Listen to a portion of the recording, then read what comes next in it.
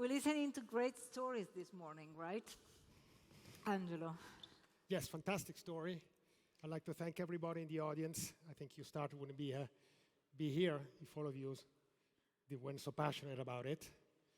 And, what is the reason for this seminar? The reason for this seminar is that we're trying to build a bridge between Silicon Valley and Milan. And so if you go back 20 years ago, when we thought about the future, we thought about a world with flying electric cars, space shuttles for commercial use, white-collar robots. Now, none of these things have become an integral part of our society.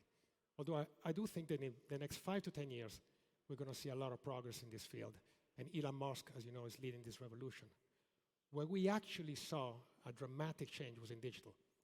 So if you go back to the year 2000, 6% of the world population was connected to the internet. Fast forward to 2025, 66% of the world population is connected to the internet. And that amounts for 5.5 billion people connected to the web. Think of the market, the size of the market in the last 20 years. Yes. So it's amazing. So if we want to build a bridge between Silicon Valley and Italy, I think, Juliet, you're going to be the first pillar. And to understand where we're going to go for the next 20 years, we need to understand what happened in the last 20 years. So I'd like to ask you, since you joined Kleiner Perkins in 2001, how has the industry evolved? And most of all, what does it mean to have the right mentor in your industry? I mean, your mentor was John Doerr, which is the most legendary venture capital investor. How did it all go? Well, first of all, thank you for having me. And I am all up for building a bridge between Silicon Valley and Milan, because I have never been to a conference in such a beautiful setting, or eaten so well, or met so many glamorous people. Most people that I interact with at conferences are wearing hoodies. So can I tell you, it is so lovely to be here. Please have me back. And I don't know quite how I feel, Angelo. You've sort of put me into dinosaur category. I'm meant to be in unicorn status, not dinosaur category. But I will take you on a little bit of my journey over the 20 plus years in venture capital. And it goes back to actually a little bit before I joined Kleiner Perkins. I arrived as an English girl thinking I was going to be in Silicon Valley for a year in 1994. In 1995, a company called Netscape went public. Netscape had an IPO share price of $14 a share. It rocked the world that day because the share price went up to $75 a share, giving the company a market cap of $2.5 billion, which was astounding. 9 years later, Google went public with a market cap of $22 billion. And 10 years later, Facebook went public with a market cap of $104 billion.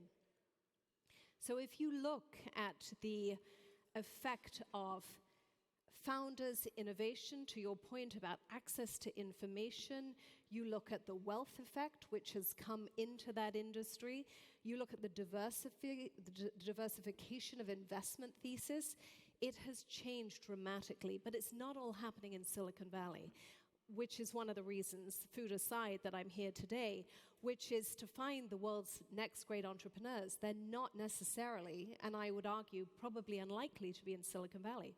They could be in Milan, they could be in Madrid, they could be in Stockholm, they could be in Berlin, they could be in Sao Paulo. And so what is exciting for me as an immigrant to the United States, as by the way, many of the tech founders are, is that we now have a chance to truly see global innovation. That's now, great. mentor. Do you want me to go to mentor? Yes, I would love Okay. that, yes.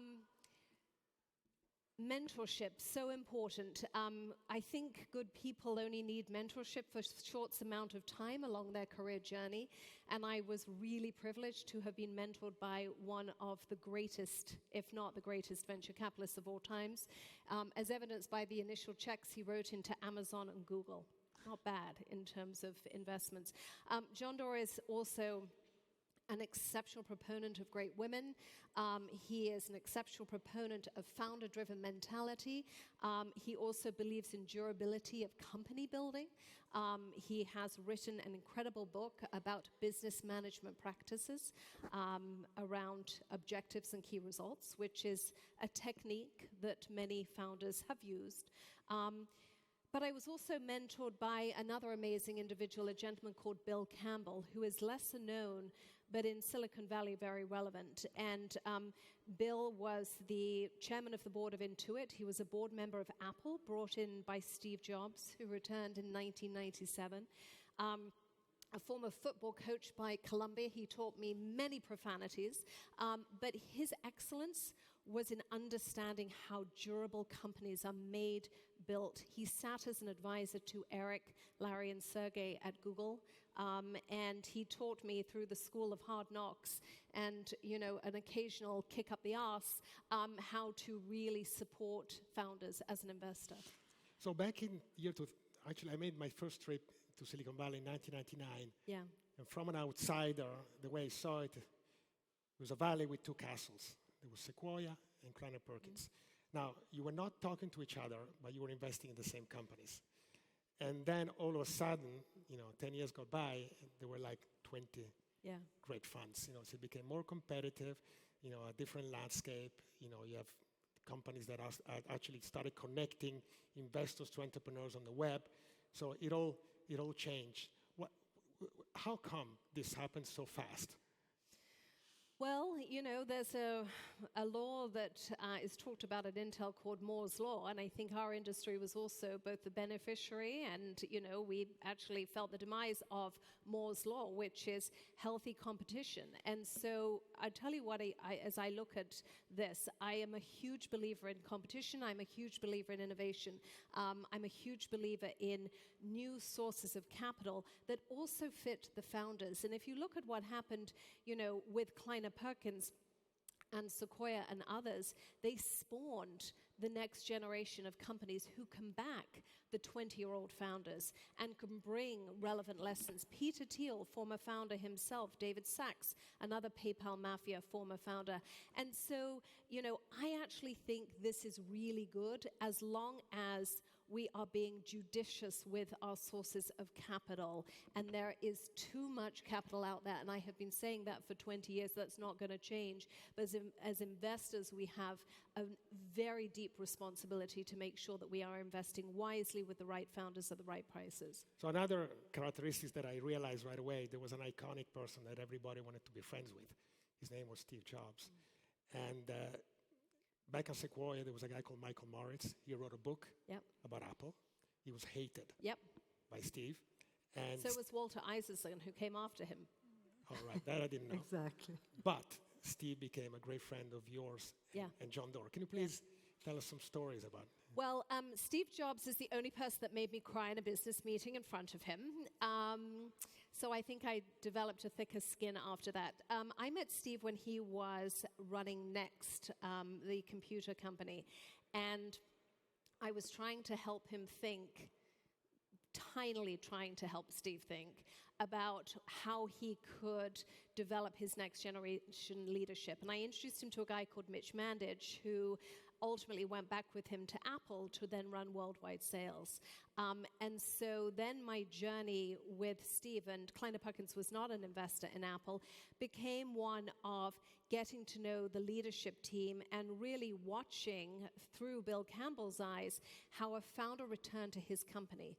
And the founder then brought people like Johnny Ive, who I happened to go to university with, into the next generation, and watching the brilliant design and innovation, the patient voice of the board that allowed for these long design cycles, and the evolution of this magnificent business. So for me, I got to know Steve through his School of Hard Knocks.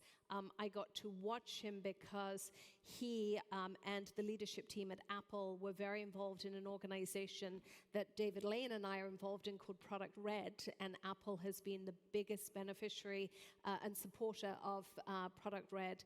And so I got to see them from a different angle. But yeah, he was everything you believe and more. So venture capital is about two things, the product and the people. These are John Doerr's words.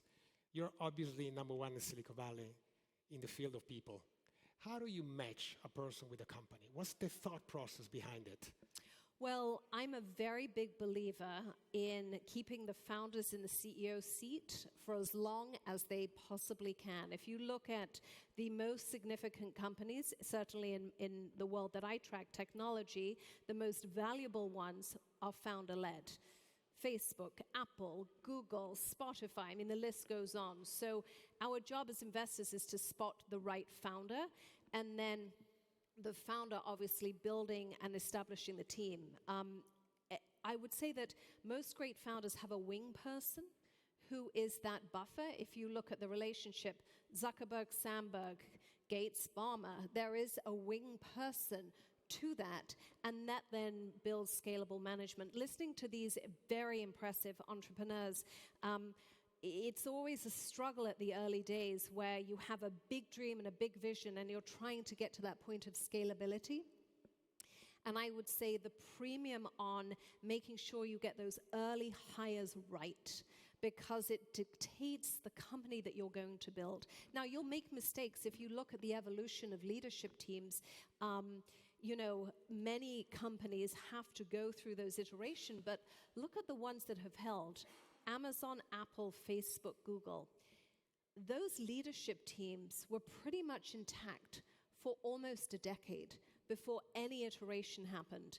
And so that stability led to their ability to be able to build and grow into the culture that they had. And if you look at, when Sheryl Sandberg left Google and went to Facebook, and then she built her leadership team, she was able to take with her some great people from Google, and that early Facebook team, again, largely intact, same with Amazon. So getting those early hires is absolutely central to success.